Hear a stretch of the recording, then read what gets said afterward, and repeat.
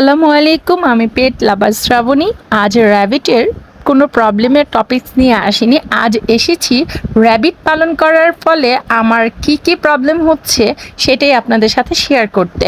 আমার কমেন্ট বক্সে নূরজাহান জান্নাত একটি আপি আমাকে কমেন্টস করেছেন যে আমি র্যাবিট পালনের ক্ষেত্রে আমার বাসায় কোনো প্রবলেম হয় কি না। তো তাকেই উদ্দেশ্য করে বলছি যে যারা বাসায় র্যাবিট পালন করেন তাদের কম বেশি আমার মতোই প্রবলেম হয়ে থাকে, আর সেই প্রবলেমগুলোই আপনাদের সাথে ফেস করছি। চলুন ভিডিওটি না টেনে আমার এই প্রবলেমগুলো আপনাদের সাথে শেয়ার করছি, আর আপনারা সম্পূর্ণ ভিডিওটি দেখে আসুন। যারা ফার্স্ট টাইম আমার এই ভিডিওটি দেখছেন তারা অবশ্যই আমাকে সাবস্ক্রাইব করে ফেলবেন, আর যারা অলরেডি আমাকে সাপোর্ট করেছেন তাদেরকে অসংখ্য ধন্যবাদ। দেখুন বন্ধুরা, এগুলো হচ্ছে আমার খুবই কিউট এবং শান্ত ভদ্র র্যাবিট। এইদেরকে দেখতে যতটা কিউট আর শান্ত মনে হচ্ছে, আসলে ওরা এতটা শান্ত না, ওরা খুবই দুষ্ট।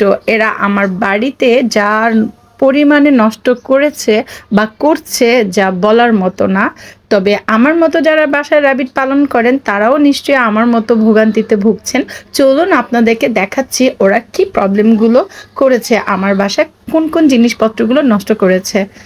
দেখুন বন্ধুরা, আমার র্যাবিট প্রথমে আমার বাসার কি নষ্ট করছে। এই যে আমার বেডের সম্পূর্ণ তোষক জাজিম ছিঁড়ে সব তুলা বের করে ও এখানে ঢুকে বসে থাকে অনেক সময়। এবার নেক্সট টাইম দেখুন বন্ধুরা, যে আমার বাসার ওয়ার্ড্রোপের যে সামনের অংশটুকু ওদের দাঁতের প্রবলেমের জন্য ওরা এই শক্ত জিনিস কামড়াতে থাকে, তো সেই হিসাবে আমার বাসার এই ওয়ার্ড্রপটাকে একদম চিবিয়ে চিবিয়ে গ্যান্ডারির মতো খেয়ে ফেলার চেষ্টা করছে। এখন দেখুন আমার বাসার যে ফ্রিজের যে সাইডে প্লাস্টিক রাবারটা থাকে, সেই রাবারটা পর্যন্ত অর্ধেক খেয়ে ফেলছে।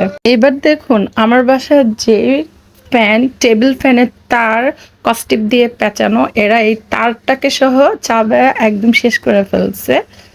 তো সেক্ষেত্রে আমি এটাকে কস্টিপ দিয়ে রেখেছি। তারপরে দেখুন আমার বাসায় যে কারেন্টের চুলা, সেই চুলার তারটাও খেয়ে ফেলছে। তো তারটা খেয়ে ফেলার কারণে এখানে আর্থিনের প্রবলেম হচ্ছিল, আমি আবার সম্পূর্ণ চুলাটাকে কস্টিপ দিয়ে পেঁচিয়ে নিছি।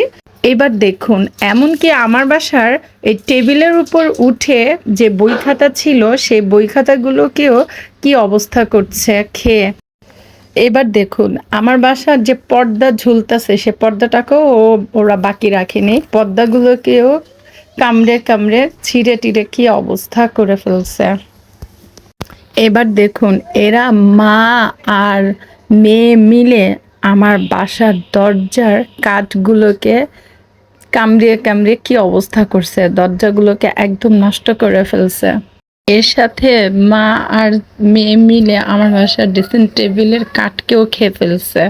আর এই কথাটা বললেই না, দেখেছেন আপনারা সবাই, এরা সবাই দল বেঁধে আমার রুমের সামনে এসে বসে আছে।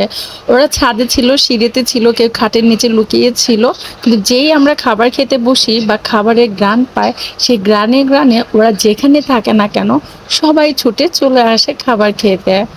খুব অসহায়ের মতো এভাবে মায়া করে তাকিয়ে থাকে, তখন আর খাবার না দিয়ে পারি না। যদিও খাবার খেতে খেতে এরা আমার রুমের মধ্যে টয়লেট প্রস্রাব করে পুরো একদম শেষ করে ফেলে, আমার বাসাটাকেও নষ্ট করে ফেলে।